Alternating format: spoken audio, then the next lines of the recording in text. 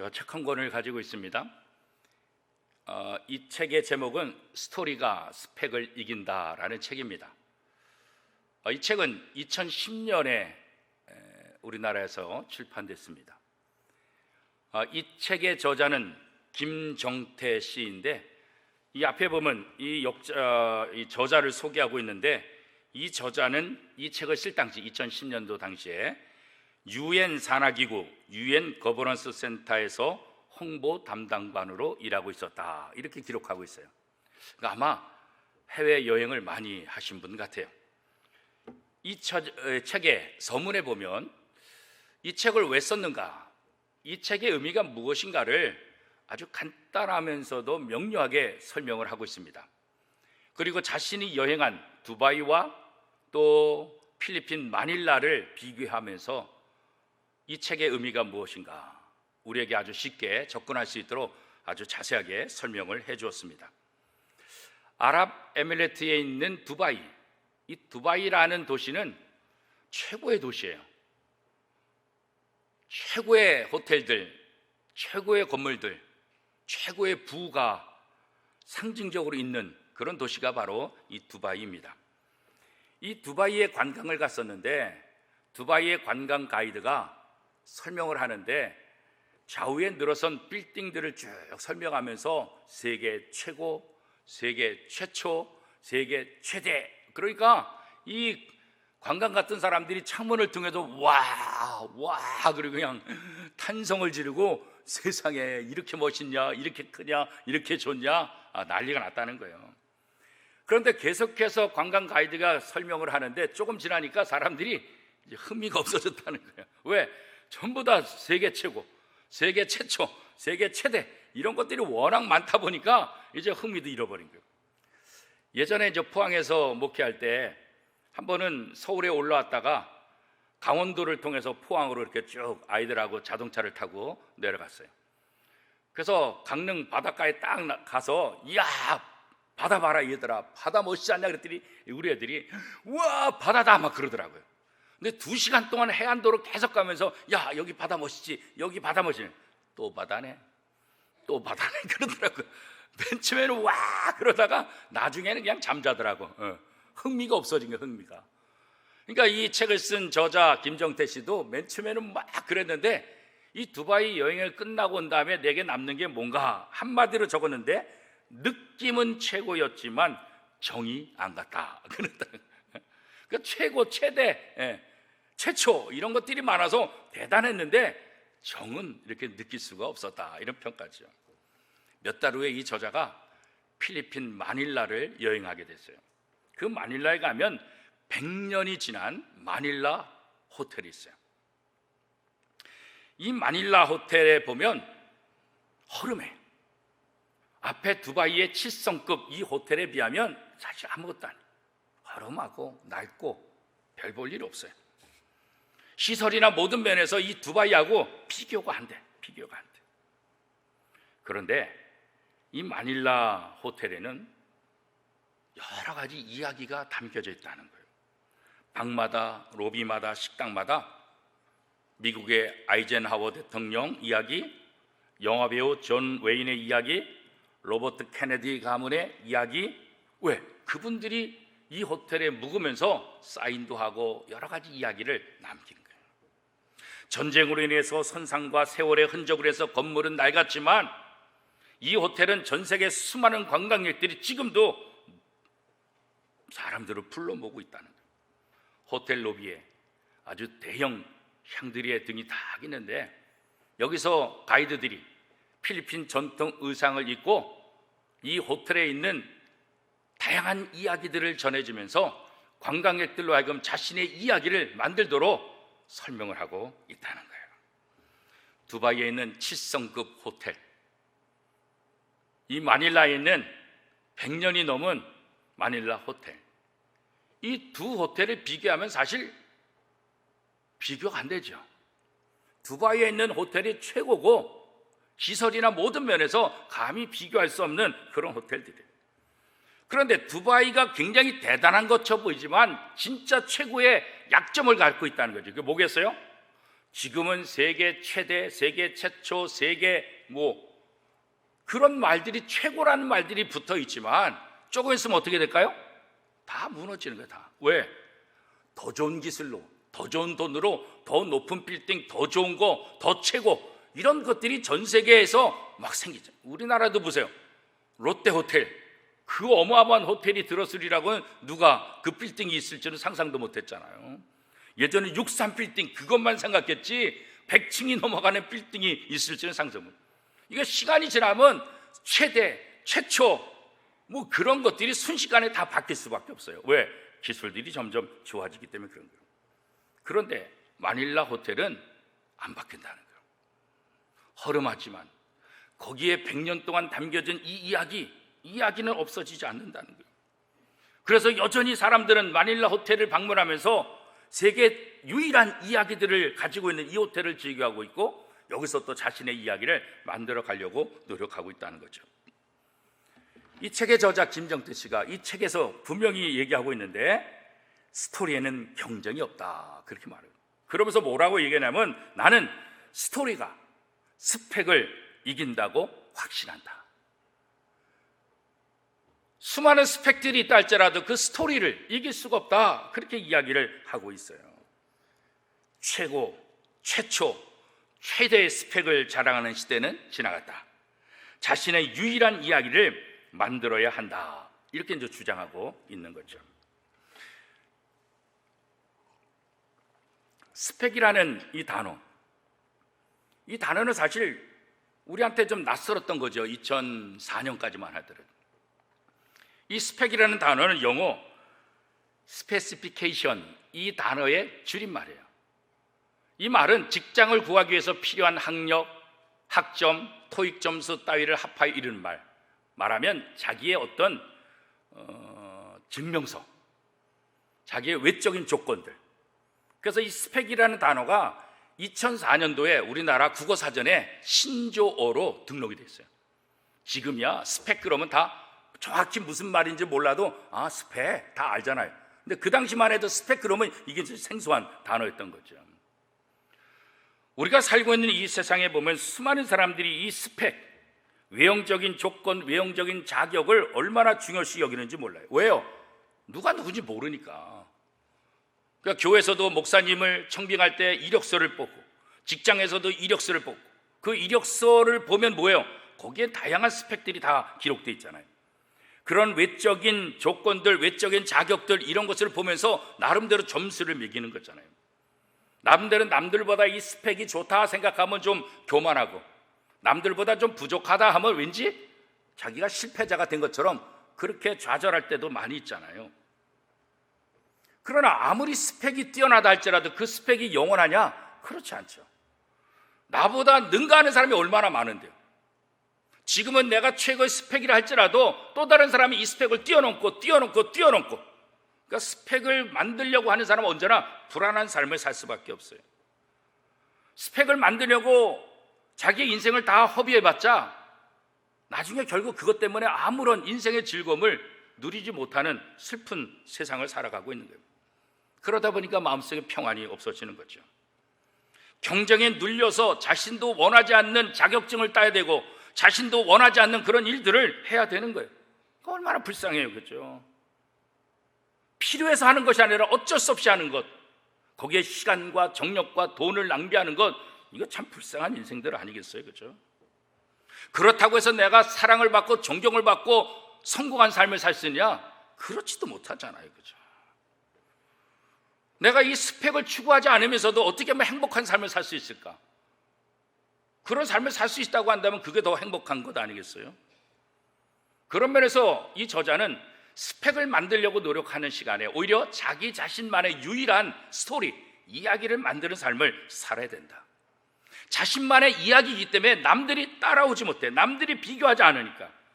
그러니까 the best, 최고가 아니라 the only, 오직 유일한 거 하나, 나만의 이야기. 요즘 세상이 다 그렇잖아요. 요즘 세상에서 뭐 스펙이 뛰어나서 유명한 사람이 되는 게 아니잖아요.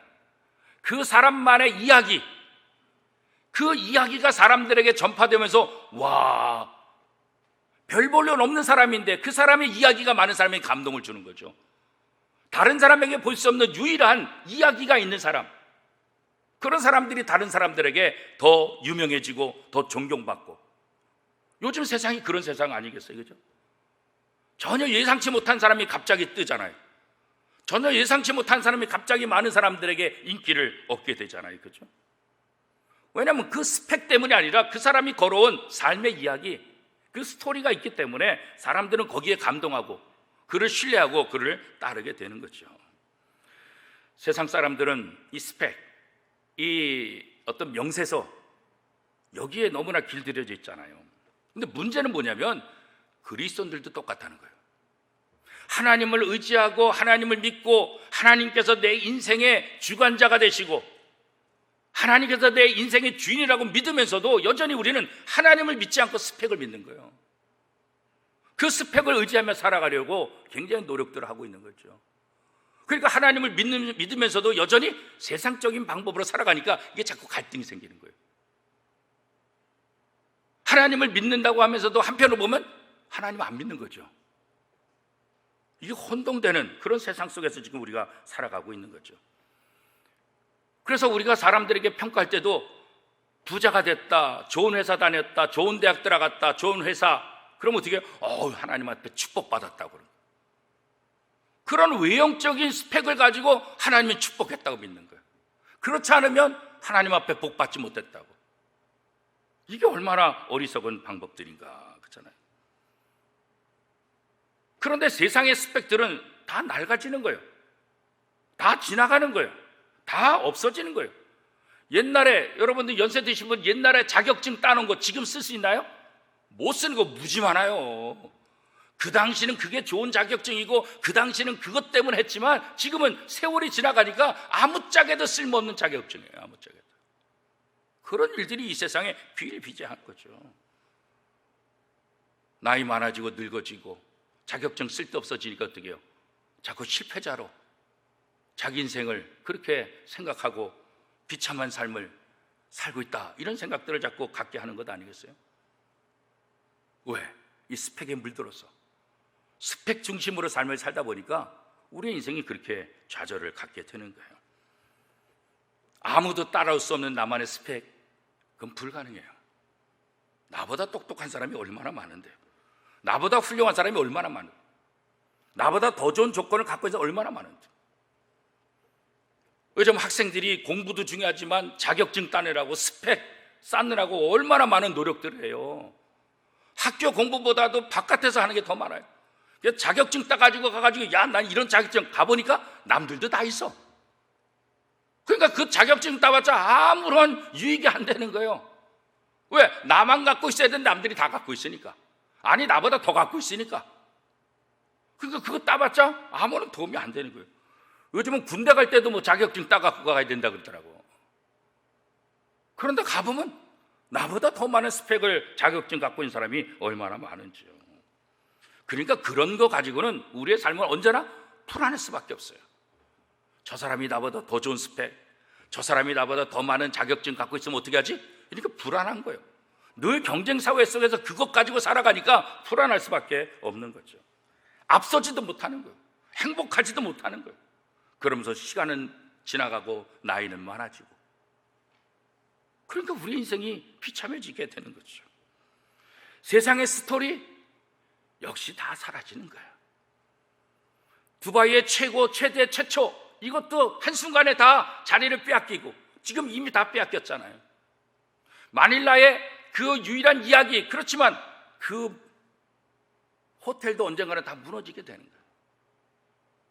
다 사라지게 되는 거예요. 오늘 우리에게 필요한 것은 세상적인 스펙, 세상적인 스토리가 아니라 영적인 스펙, 영적인 스토리가 필요한 거예요. 하나님은 본래 스토리를 갖고 계신 분이잖아요. 이 성경은 하나의 이야기잖아요. 원 스토리, 하나의 이야기예요. 하나님의 이야기, 예수님의 이야기죠. 하나의 이야기를 가지고 계신 그 하나님께서 우리 인생 속에 들어와서 우리를 멋진 이야기로 만들어 주시는 분이세요.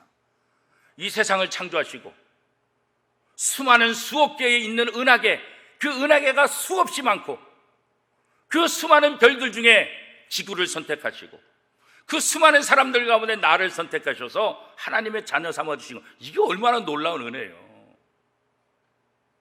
이 전능하신 하나님 창조주가 내 인생에 개입해서 나를 새로운 존재로, 나를 통해서 새로운 이야기를 만들어가고 계시는 거예요. 성탄절, 그냥 많은 사람들이 즐기는 휴일이 아니라 이 성탄절을 통해서 나를 용서하시기 위해서, 나의 죄를 대속하기 위해서 이 땅에 오신 하나님. 이 성탄절은 휴일이 아니라, 이 성탄절은 남의 이야기가 아니라 바로 나의 성탄절. 이 십자가 사건이 다른 사람의 이야기가 아니라 바로 나의 이야기. 나 같은 죄인을 살리기 위해서 이 땅에 오셔서 나를 위해 대신해서 십자가에 못 박히시는 그 예수 그리스도의 사랑, 하나님의 놀라운 사랑. 그죠? 하나님이, 아름다운 이야기를 갖고 계신 하나님이 내 인생의 개입됨을 통해서 허물과 죄로 죽을 수밖에 없는, 죄인으로 비참한 인생으로 마감할 수밖에 없는 우리 인생을 다시 의미 있는 삶, 다시 하나님의 사랑받는 아들로, 딸로 새로운 이야기를 쓸 수 있도록 우리를 만들어 주신 거예요. 얼마나 감사해요, 그죠? 착한 일 많이 할수록 복 더 주는 경쟁, 하나님은 그런 이야기를 우리에게 만드시는 거죠. 기도 많이 했다고, 헌금 많이 냈다고 자격증 주는 그런 하나님이 아니에요. 우리가 보잘것없고 연약하고 죄로 인해서 비참한 인생이라 할지라도 이 예수 그리스도의 십자가 사건을 나의 이야기로, 그래서 그 십자가 사건 속에 내가 들어가면 내 삶 속에 예수님이 들어오셔서 나의 죄인의, 나의 실패자의 이야기 아니라 예수 그리스도의 십자가 승리의 이야기가 내 속에서 나타나게 되는 거예요. 내 속에서 예수 그리스도의 승리 이야기가 빛나게 되는 거예요. 예수님의 부활이 내 부활이 되는 거고, 예수님의 능력이 나의 능력이 된다고 그래서 성경은 말하고 있지 않습니까?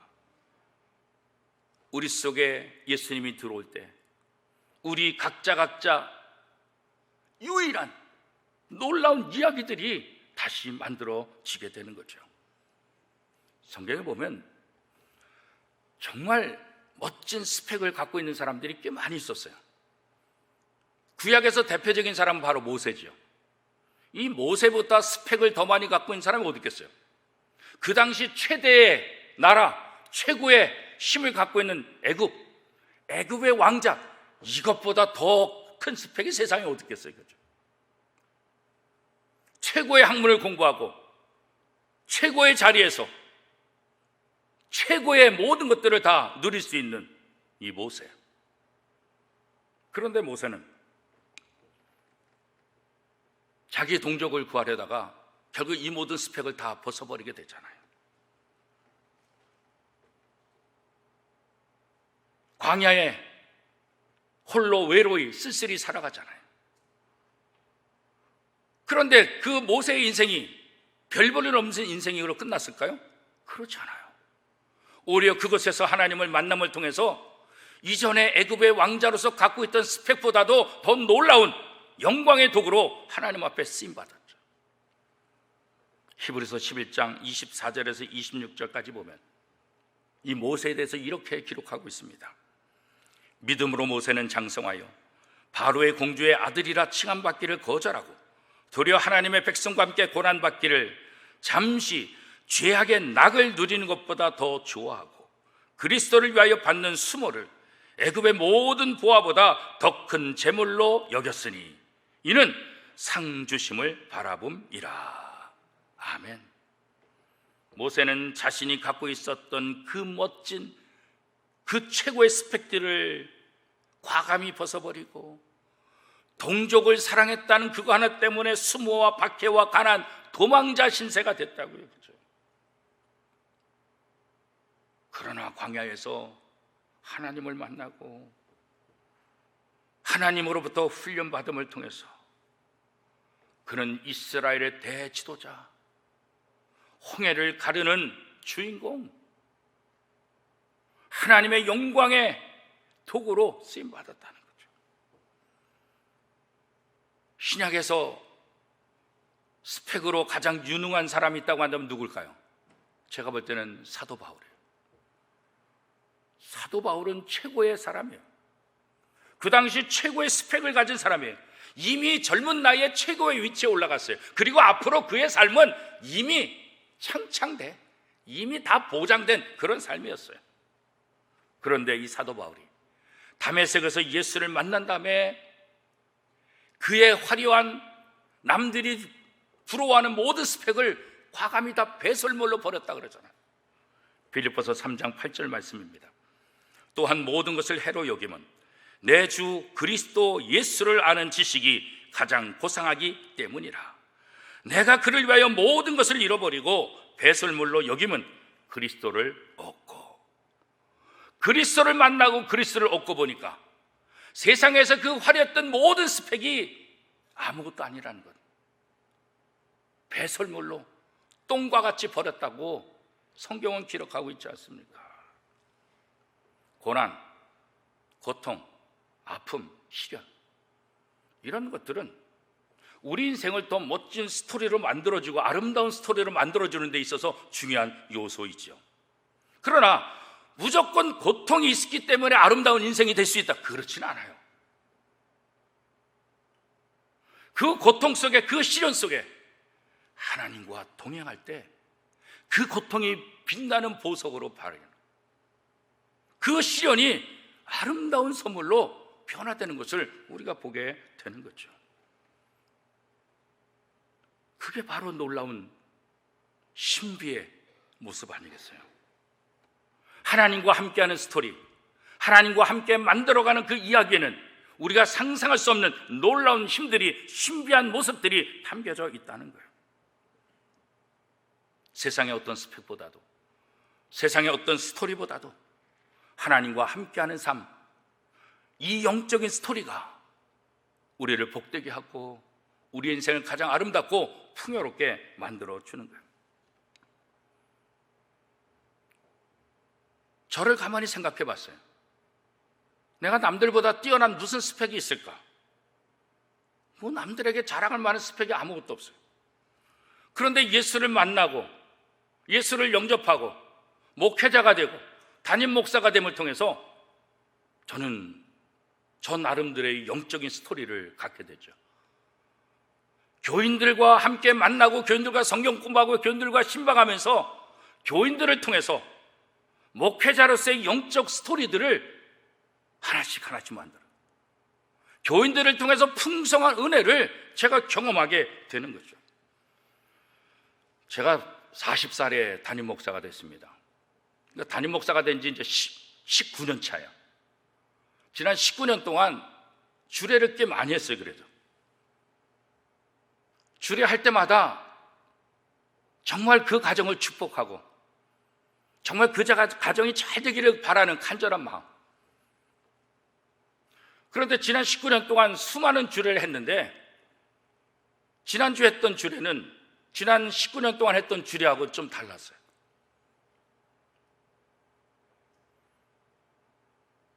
저 자신에게 도전이 되고 저 자신에게 이 신앙이라는 것이 무엇인가를 다시 한번 생각해보게 하는 그런 주례였어요. 이경섭 집사님의 딸을 결혼한 주례였는데 어느 날 이경섭 집사님이 예배 마친 다음에 목사님 잠깐 드릴 말씀이 있습니다. 무슨 일이에요? 그랬더니 목사님, 제 딸이 결혼하게 됐습니다. 이미 결혼 날짜는 오래전에 잡혔는데 목사님한테 미리 말씀을 드리지 못해서 죄송합니다. 그래서 미리 말씀을 드리지 못한 사연을 설명하시는 거예요. 사돈댁이 신랑의 아버지가 유교 종친회의 회장이에요. 그러니까 기독교식으로 이 결혼식을 올릴 수가 없는 거예요. 그냥 유교 믿는 집안이 아니라 종친회 회장이니까 그분의 나름대로 그쪽에서도 입장이 있잖아요. 그러니까 목사가 주례하는 거 이게 쉽지 않아요. 그래서 기도하셨대요. 어떻게든지 담임 목사의 주례를 받고 싶어서 눈물을 흘리며 기도하고 죽여요. 그래서 상견례를 하는데 그 상견례 때 이경서 집사님이 그 사돈들 앞에 무릎을 꿇고 사정을 하셨대요. 이번 결혼에 우리 목사님 주례했으면 좋겠다. 그래서 제가 물어봤어요.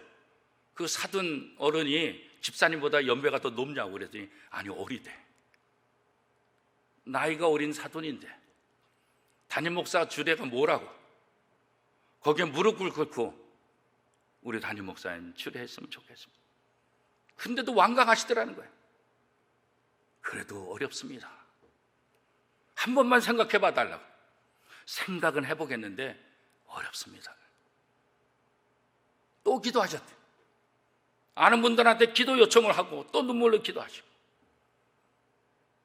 그래서 나름대로 지혜를 짰는데 주례는 하지 못하더라도 예전에 보니까 목사님이 축사하는 부분이 있으니까 그건 주례는 못하더라도 목사님이 축사하면서 축복 기도했으면 좋겠다. 그런데도 그것도 허락을 안 하시더래요. 그러다가 또 기도하면서 또 사위 될 사람한테 얘기하면서 그래서 나중에 결국은 그러면 주례는 아니지만 목사님 오셔서 축복 기도는 축사는 할 수 있도록. 그래서 이제 지금에 와서야 목사님한테 이제 부탁을 드립니다. 너무 늦어서 죄송합니다. 그리고 세롬이하고 신랑 될 사람이 토요일 날 저를 찾아와서 다시 인사를 하는데 그때 얘기를 듣는데 저는 축사라고 생각했는데 얘기를 듣다 보니까 주례로 바뀐 거예요. 주례로. 그럼 저는 말은 못하고 이게 축사라고 나한테 분명히 얘기했는데 얘기를 듣다 보니까 주례로 바뀐 거예요. 주례로. 그래서 예식장에 사회자가 있고 그 사회자하고 목사님하고 연결을 하면 될 것 같다고. 그래서 결혼식장 상황을 20년 동안 주례를 해봤으니까 너무나 잘 알잖아요. 그렇게 하시라고. 그래서 사회자한테 얘기하고 사회자가 이 앞부분만 하고 나머지는 내가 알아서 다 할 테니까 신경 안 써도 된다고. 그래서 결국 그날 앞부분 신랑 신부 입장만 사회자가 하고 나머지는 다 축도까지 마지막 퇴장까지 제가 다 인도를 했죠. 그랬더니 이경선 집사님이 나중에 문자 와서 목사님 통쾌합니다. 목사님이 끝까지 다 해주셔서 얼마나 고마운지 모릅니다. 어제 말씀하시는데 사돈 어른도 목사님이 주례를 해줘서 너무 고맙다고. 입으로만 인사할 게 아니라 뭐라도 선물이라도 해드릴 것 같다고. 물론 이경선 집사님 입장에서 보면 사돈이 유교 종천의 회장이기 때문에 목사님 어렵습니다. 목사님 좀 양해해 주세요. 그렇게 얘기하면 제가 무슨 할 말도 없지. 그러나 그런 상황임에도 불구하고 딸을 시집 보냄에 있어서 목사의 주례를 통해서 목사의 축복 속에서 딸을 결혼시키고자 하는 그 마음이 있기 때문에 사돈 앞에 무릎을 꿇고 눈물로 흘려 기도하며 그 이야기를 들으면서 이경석 집사님은 그냥 평범한 결혼일 수 있지만 이경석 집사님은 이 일을 통해서 이 결혼에 대한 영적인 스토리를 만드는 거고 그 이야기를 들은 저도 지금까지 19년 동안 수많은 주례를 해왔지만 또 다른 영적인 스토리를 다시 한번 또 갖게 되는 거죠. 우리에게 고난이, 우리의 아픔이 누구에게 다 있어요. 의학이 발달해도 사람을 다 고칠 수 없어요. 병은 고칠 수 있어도 인간은 고칠 수 없어요. 그러나 암투병하는 속에서도 질병 속에서도 사업의 실패 속에서도 아픈 가정의 상처들 속에서도 예수님과 함께하면 거기에 아름다운 영적인 스토리들을 만들어가는 거예요. 거기에 하나님께 영광 돌리는 그 아름다운 모습을 발견하게 되고 나의 유일한 영적인 이야기를 통해서 하나님께 영광 돌릴 수 있게 되는 거죠. 모세 이야기는 단순히 모세 한 사람의 이야기가 아니라 이스라엘 백성들과 함께 만들어갔던 이야기입니다. 당시 최강국 애굽 그 바로와 싸워서 이기는 모세의 모습, 홍해를 가르고 어린아이와 여자들까지 200만 명이 넘는 사람들이 그 거대한 홍해를 건너는 모습, 40년 광야 생활하면서 그 200만 명이 40년 동안 먹고 자고 하면서 하나님 땅을 향해서 달려가는 그 모습들, 상식적으로 생각하면 아무것도 이루어질 수 없는 것 같지만 하나님이 함께하니까 모세 혼자서는 불가능하지만 아론과 훌을 주시고 여호수아를 주시고 이스라엘 백성들과 함께하기 때문에 위대한 모세 이야기를 만들어갈 수 있었던 것 아니겠어요? 오늘 우리도 마찬가지입니다. 하나님은 힘을 주시는데 어디를 통해서 주십니까? 이 교회를 통해서 힘을 주십니다. 이 교회를 통해서 은혜를 주시는 거예요. 이 교회 예배를 통해서, 말씀을 통해서 우리에게 지혜를 주시고 능력을 베풀어 주시는 거예요. 그래서 우리는 신앙생활이 중요한 거예요. 이 교회 생활이 중요한 거예요. 성도의 교제가 그래서 중요한 거예요. 나 혼자는 불가능하지만 함께 기도하고 함께 아름다운 영적인 스토리를 만들어갈 수 있기 때문에 그런 거예요. 창세기에 보면 에녹을 소개하고 있는데 에녹에 대해서 소개할 게 아무것도 없어요. 에녹 앞에 사는 사람들은 대단한 스펙들을 갖고 있었어요. 악기로 최초의 음악을 만든 사람, 최초로 철기구를 만든 사람, 최초로 성을 쌓은 사람, 이 에녹 앞에는 이렇게 최초 그런 스펙이 대단한 사람들이 질비했어요. 그런데 에녹에 대해서는 아무 말이 없어요. 성경은 에녹의 삶을 무엇이라고 기록한지 아세요? 창세기 5장 21절에서 23절 말씀입니다. 에녹은 65세에 무드셀라를 낳았고 무드셀라를 낳은 후 300년을 하나님과 동행하며 자녀들을 낳았으며 그런 365세를 살았더라.